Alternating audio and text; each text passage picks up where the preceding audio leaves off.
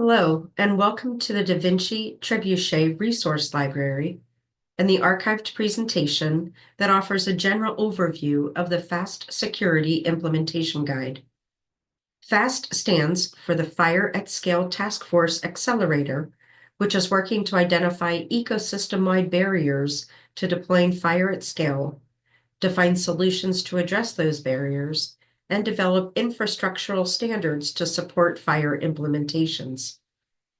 The FAST Security Implementation Guide, or IG, supports a multi-party trust framework within payer-to-payer and payer-to-provider networks.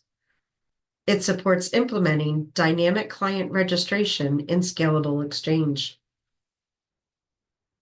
In this presentation, David Pyke, the FAST Technical Director, provides an overview of the IG with a focus on the implementer's perspective.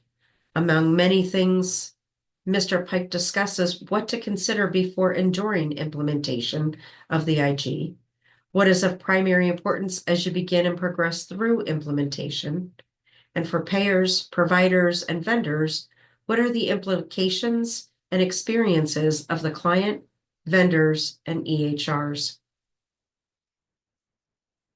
This presentation and all Da Vinci presentations are offered under the HL7 antitrust policy to ensure appropriate collaboration and information sharing.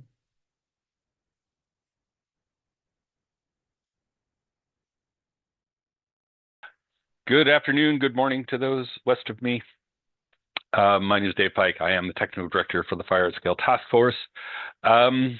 Was invited down to talk to you about the FAST Security IG. I'm going to do a bit of an overview. I'm not going to get deep into the technology because I like keeping my audience awake.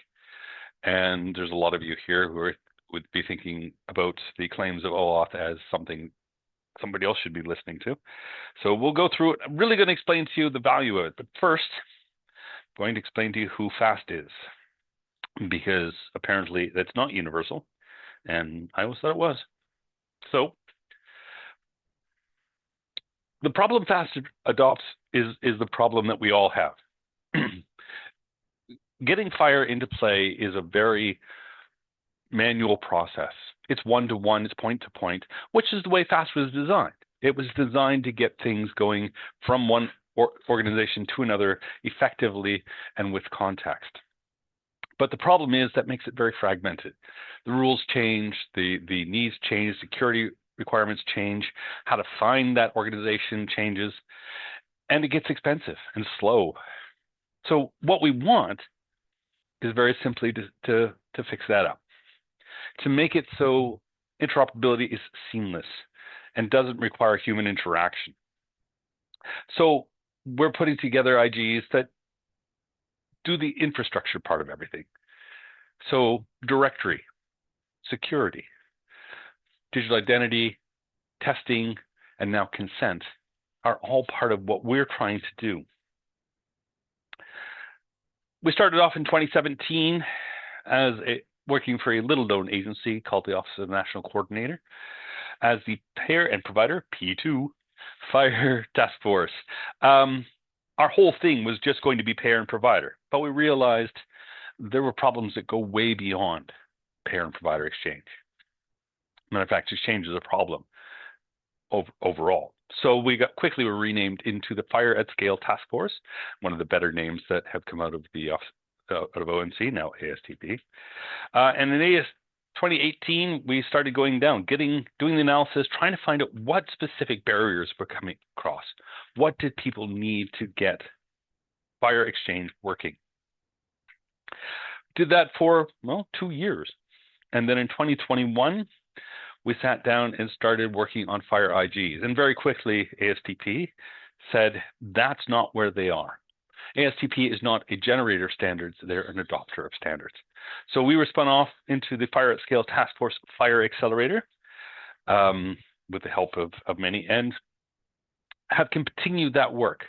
We've had a number of projects over the years. We continue on with many, and we're going to keep working on it.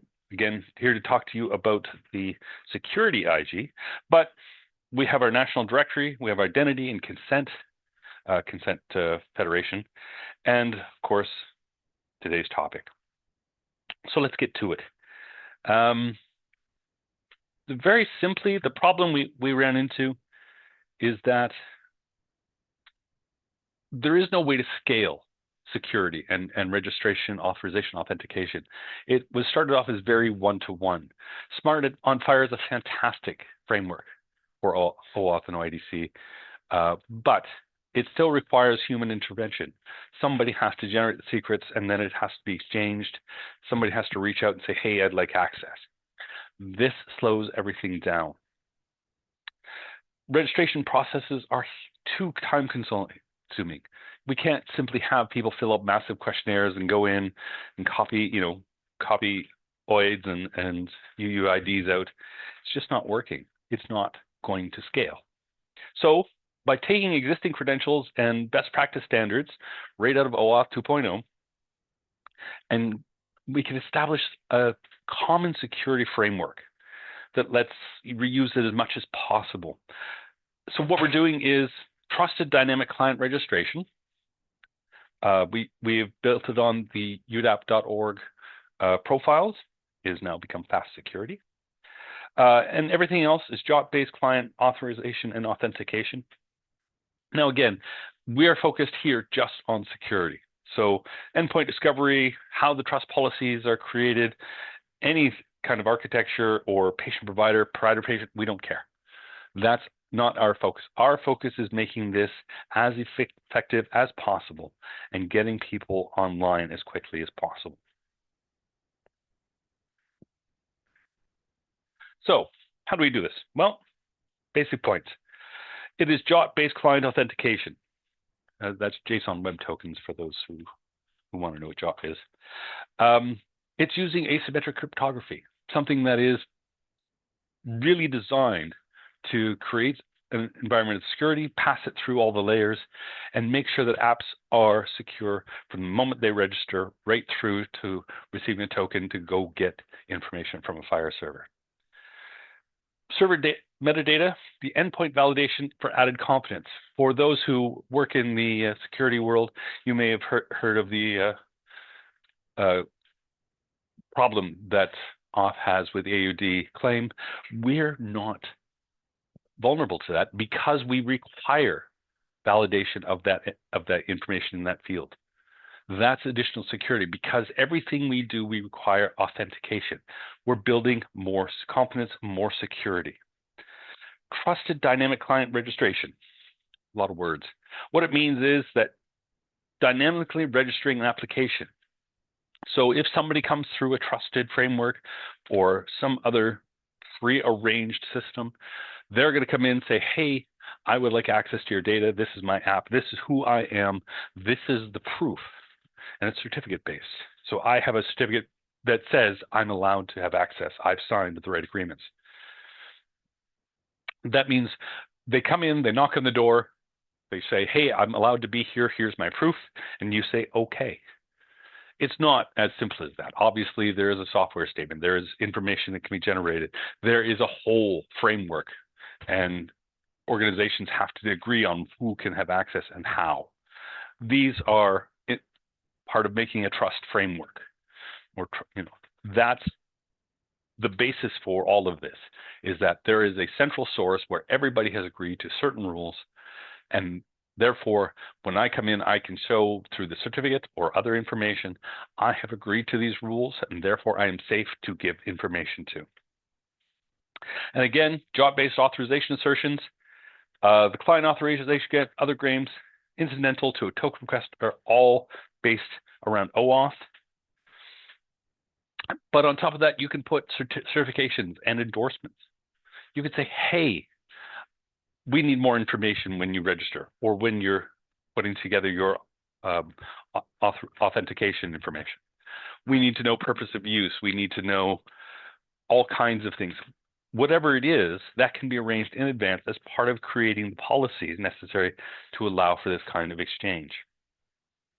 And then they're easily attached as extensions to the system. We have allowed it to become more extensible and more created. And then finally, tiered OAuth. This is basically allowing identity provider to be added to the workflow so that it is possible for an individual, when they're going in, they say, hey, go here for identity assurance. That goes in, that pops up the window for identity assurance at the IDP. So a login is done there. A token is then sent saying, yes, this person is who they say they are. Let them in. For patient requests, this flow makes things simple. What do you get from it? We get a lot. Scalability, right? This is what we're shooting for. We are the Fire at Scale Task Force. We want things scalable. Frictionless app onboarding and lifecycle management. You know exactly who's coming in because they've gone through the process. They can be revoked at any time simply by devaluing the certificate. The minute that certificate goes away, that app no longer has access. Automated discovery. If you're part of it, part of that thing, you can go in, find the information you need to say, yes, they're part of this trust framework. And they use the Fast Security IG by going to an endpoint on the Fire server. That is not a problem. And on top of that, reusable credentials. Because we've set it up for apps, servers, and users to have a credentialing based on these certificates that have been prearranged, automatically people get more access simply because they need it and they've agreed to the rules. And then additional security. Trusted apps and servers through the digital certificates eliminate app impersonation because you never have to worry about somebody coming in and saying, yes, I have access. I have a secret. I have a code. It is a certificate that is controlled, private key certificates, right on top of that. Server impersonation, because every server has to validate the metadata. Every information piece that goes in there has to be validated and tested to make sure it is correct. So a compromising user or app or PII or PHI all gets eliminated. And of course, we eliminate data provenance and credential trust issues. Again, by maintaining the flow between registration to authentication to authorization, all using the certificate and information that was prearranged, all of this information can be kept secure and secret. So you know where the data is coming from and who is using it and why. So all of this leads to exchange of health data between trusted endpoints with a source of assertions around purpose of use, HIPAA authorization, identity attributes, all being verified. All this information can be done using either through the IDP or directly the Fire server. If you're using the tiered OAuth aspect, again, the IDP pops up and validates that information live. And of course, directory information endpoint identity can be verified simply because it is put in there. If there's a directory that is coordinating all this information, that can be checked against it. So again, everything can be verified. Now, we're going into the issues around how to implement this. And one of the questions that keeps coming up is how much work does it take to implement?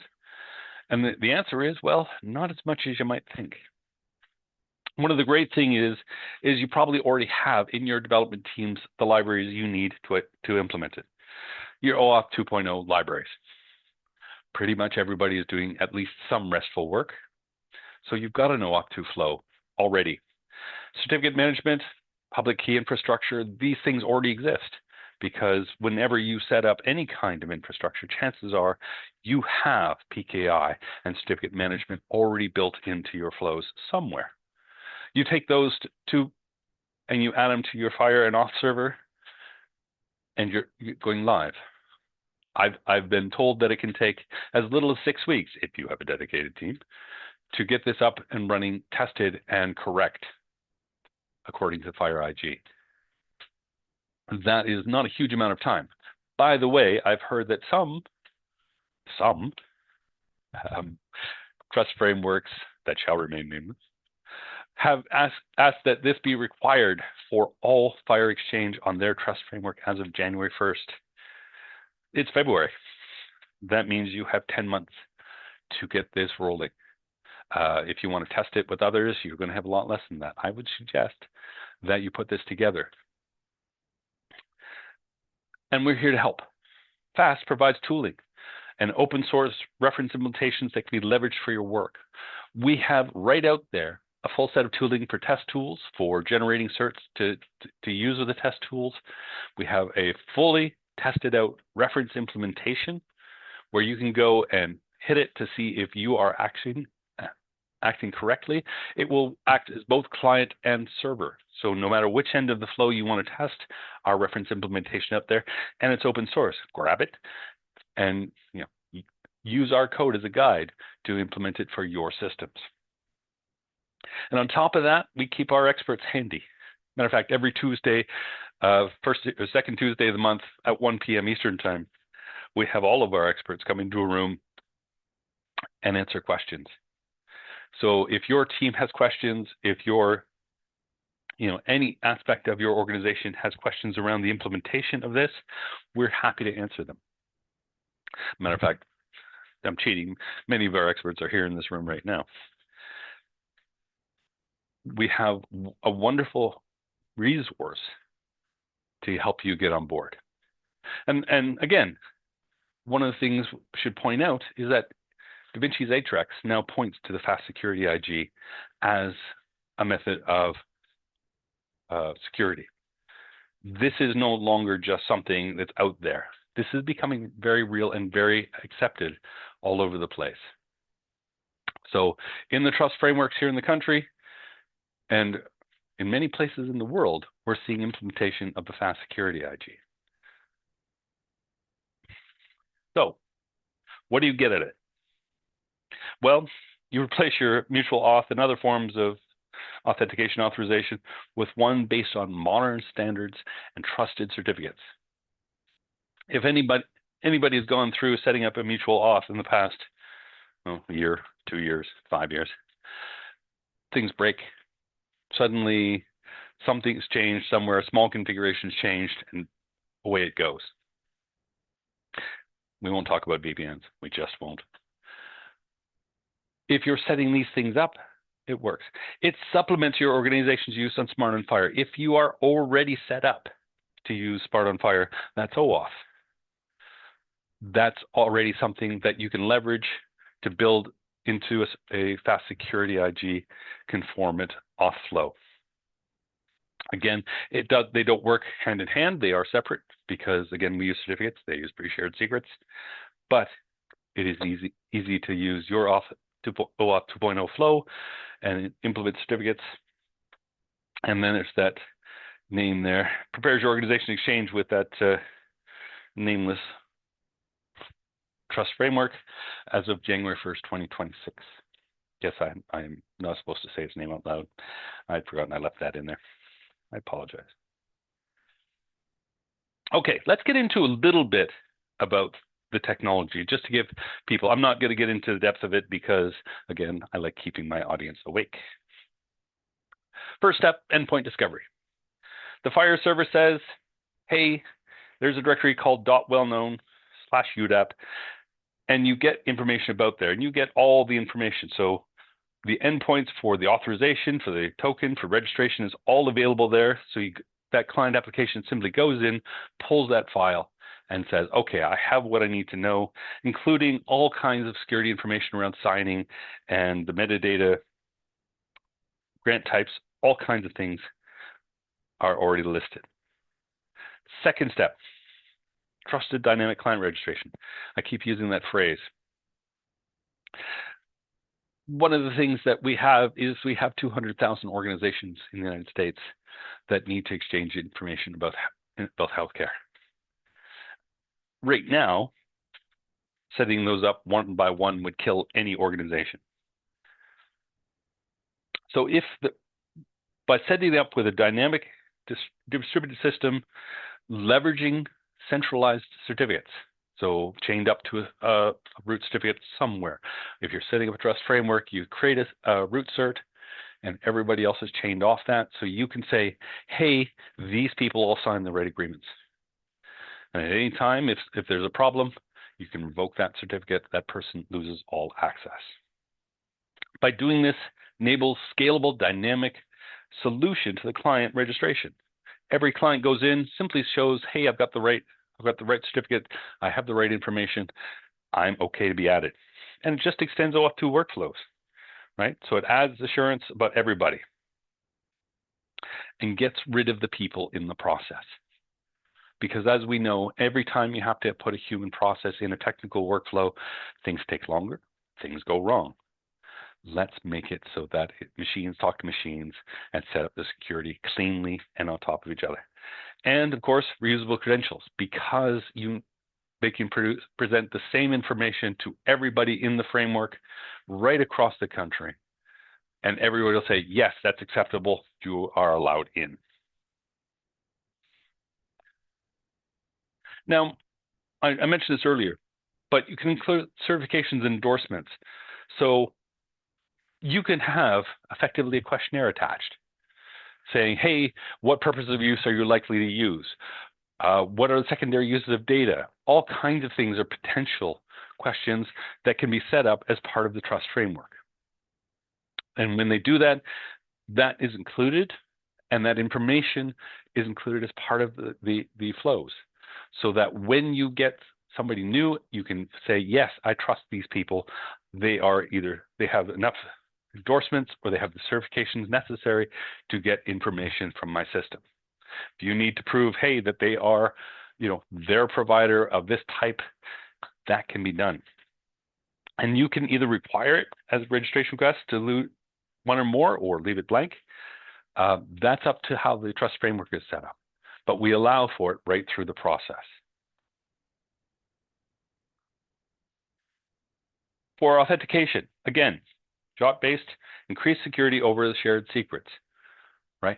Because we have that certificate, we use RSA certs or elliptic curve signing certificates, simplified key management, right? Public key infrastructure. When you have a certificate, you have a private key and a public cert.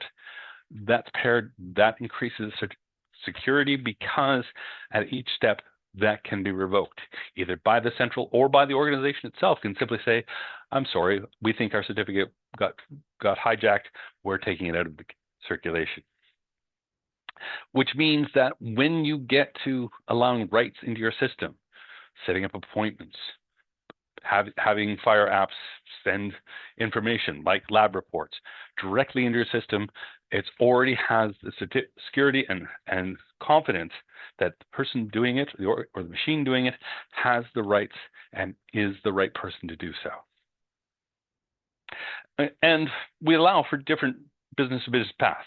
So for those who are interested in the technology, you can do client credential grants or auth code grants using Tier OAuth, so that a user, so clinician, administrator, anyone can have the right ability to get the right access at the right time, right? So B2B client applications can use the authorization code, or client applications register to use the client credentials. These are all supported. All right, tiered OAuth. I mentioned it earlier, and literally it is instituting a step where once you get to the authorization stage, you can add a step saying, okay, I need to know this person is exactly who they say they are, that they've been credentialed, that they've been verified at IL2 or IL3 if you're really paranoid. And to do that, we set it up so that a challenge flow comes in. They provide a link to the IDP, the identity provider, saying this is who is going to prove I am who I say I am. And in a lot of cases, that would be of an accepted list, whether it's Cantera certified or a list generated some other way, and simply verify that user by having them do the verification steps, username and password. It could be photo verification, fingerprints, any kind of two-stage or multi-factor authorization can be done, which means that ecosystem participants are removed from having to do this. When that user signs up, they go through the IL2 vetting, and tokens are created that are presented. Don't have to do that at each step. You don't have to bring people into your office, into your world to verify them. That's been done. And that makes it easier for patients because they can take that one set of trusted credentials and use it in many different places because it is validated, is verified. This means that you maintain high confidence that the person asking for a patient record is that patient or their representative. You're not simply saying, well, it's close, or we don't let anybody in because we can't trust them. That is broken. And then where else do you find it? Well, as I said, Vinci EHRs. We put in the ticket. It is now part of the basic EHRs, which means it's flowing down into CDEX and PDEX. Of course, it's in our own digital identity and patient matching FHIR IG that we use Trebuchet for that. The Karen Blue Button IG supports it, and of course, there's a whole bunch out there of specifications for trust frameworks. From TEFCA, Care Quality, Commonwealth, eHealth Exchange, all have shown it, looked at it and said, oh, that's wonderful, and are starting or have fully implemented. Now, the IG itself is moving quickly. When we got adoption by trust frameworks, people started paying attention, including those of us in the standards world, got more attention to it. So far, last year we published the STU update with bringing it to version 1.1, largely a bug fix version. There were, links and such that weren't perfect. We're working on version 2. And we're hoping for publication this fall. There are those who think we can have publication in May.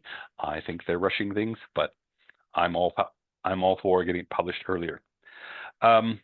If you are sending people to the HL7 FHIR Connect-a-thon in Madrid, we will be running a track to do testing. So if you have, 2 months' time, you can actually get a rough implementation going. We'll be ready to test it either, through the implementation. And Madrid is lovely in May. So I strongly suggest people make travel plans to do the FHIR Connect-a-thon in Madrid this year. If you'd like to be part of the project, well, we meet the second and fourth Tuesdays of the month at 11 a.m. Eastern Time. If you want full details, you can go to the link or just go to the HL7 conference call center. It can give you all the details on the Zoom link and everything that's going on. And that's pretty much what I have to say. I do have additional slides that will give a little more information about testing it, including links to our reference implementation and the testing tools that we have. But I'd like to stop talking for a second because I should do that periodically. The doctor says it's wise. And open up for questions.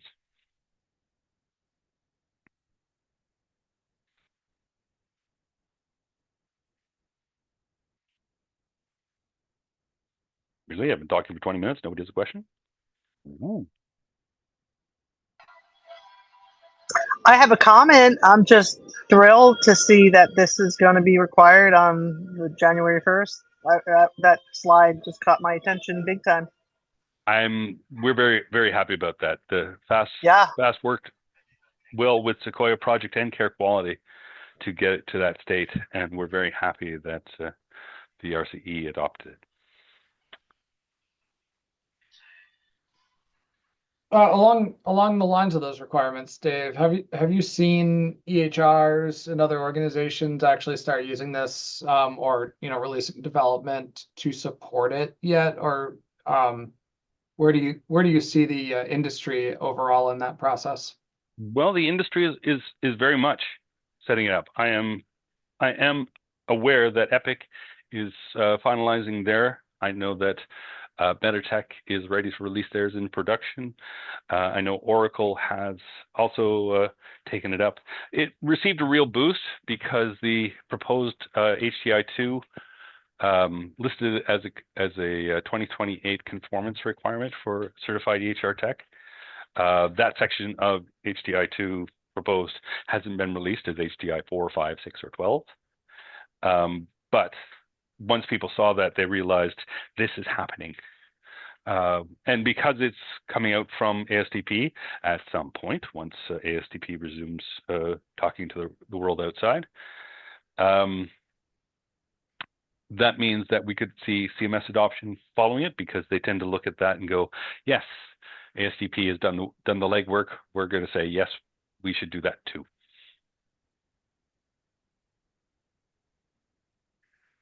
Other questions? I have one. Go ahead. Oh, sorry. Yeah, so you mentioned earlier something about to get into the trusted framework, there could be some sort of agreement that could be made up front by individuals or organizations that participate, and then that kind of gives them a key in.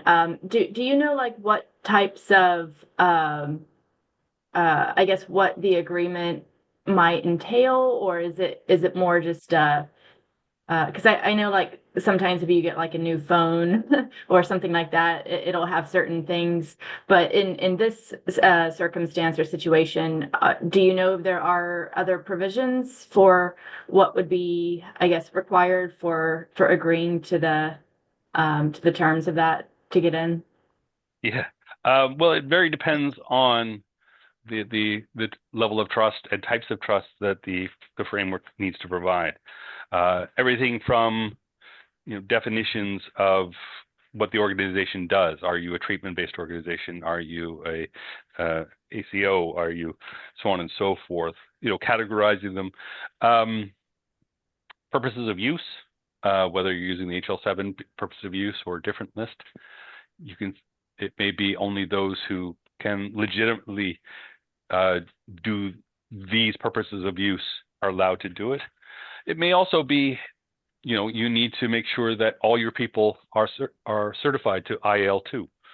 So everybody who's going to do it has been verified. So nobody's going to request information that can't easily be verified. There are literally hundreds of possibilities to it. I know each of the trust frameworks here in the country have their own set, that they are complex and varied, but most of them revolve around you're trustworthy, you're not going to do anything that you shouldn't, that the information is not going to leave the country, and you're not going to do it for secondary uses that aren't permitted either under HIPAA or any other regulation. A lot of it is simply restating, hey, we're going to abide by these regulations, even if they don't directly apply to the organization signing up. So the HIPAA security rule has to apply, even if you're not a HIPAA covered entity. That kind of thing could be included. Okay, that makes sense. Thank you.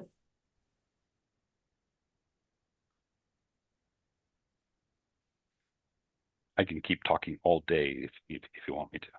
I have more slides. David, this is Mike Gould.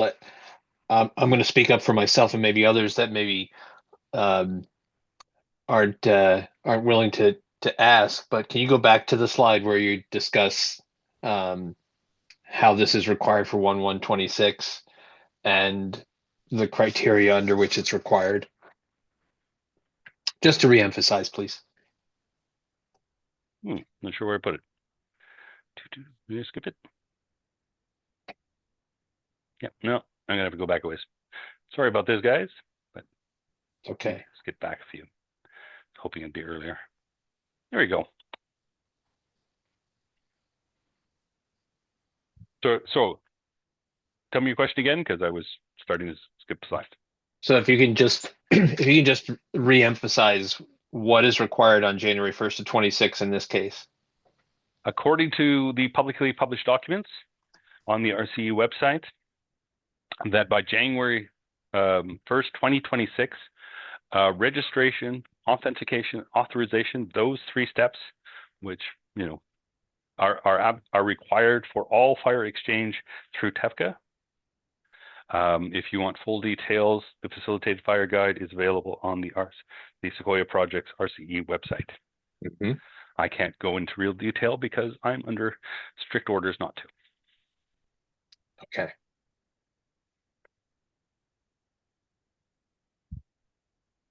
Anybody else have questions on that? I will clarify that fire in TEFCA is optional. So it's an option, it's a required optional thing, right? If you're gonna do fire, it has to be that, but you don't have to do fire in TEFCA. So that is the secondary caveat.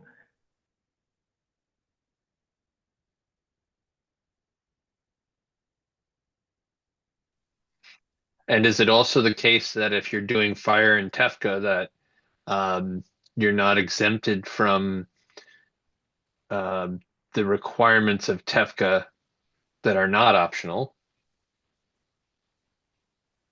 So in other words, if you're doing fire, if you're doing fire in TEFCA, that's optional. Because you're exchanging in TEFCA, you have the requirements on your organization to exchange, let's say by the IHE profiles that are required today in TEFCA. These are questions you really will need to talk to the RCE about. This is not Right. something I can discuss here. And thank you, David. I think that's important to call out here is that there's a lot of questions beneath the surface that it's important for people to make sure they engage with the RCE. You know, if they're considering doing things through TEFCA. That may seem obvious, but you know, we want to make sure that as we're talking about it here, you know, just as you've said, to be careful about the statements that you make so that that we stay within our guidelines and that we leave it to the RCE to handle the questions.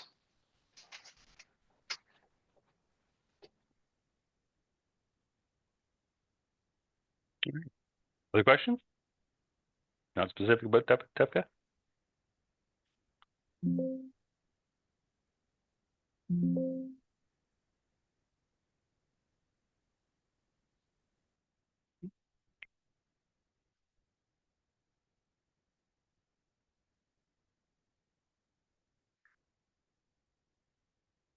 Hearing none, I'm Thank going to you hand it very back much, to Dave. you, Scott.